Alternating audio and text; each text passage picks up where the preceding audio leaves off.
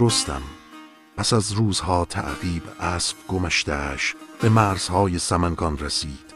خسته اما همچنان استوار. او نه یک قهرمان افسانه‌ای بلکه یک پهلوان واقعی بود. جنگ دیده، زخم خورده و سردرگم از ناپدید شدن اسبش. بعد پای اسب او رخش تا نزدیکی های شهر ادامه داشت، انگار کسی آن را برده باشد.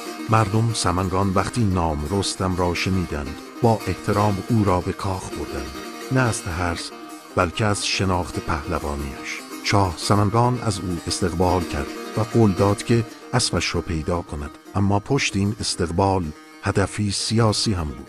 تهمین دختر. شاه از تهدیدهای همسایگان بین داشت. او از رستم تنها یک پهلوان نساخته از افسانه ها می‌دید، بلکه نیروی واقعی و تاثیرگذار. آن شب پس از پایان مجلس، تهمینه تصمیم گرفت شخصاً با رستم گفتگو کند. تصمیمی جسورانه برای یک دختر شاهزاده. وقتی وارد شد، رستم شگفت زده نگاهش کرد.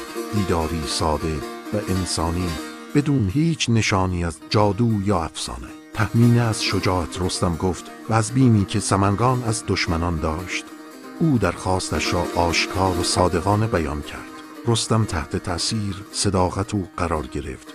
نه افسون، نه تقدیر، فقط احترام میان دو انسان. آن شب میان رستم و خاندان سمنگان پیوندی بسته شد. پیوندی که بعدها نام سهراب را در تاریخ ایران جاودانه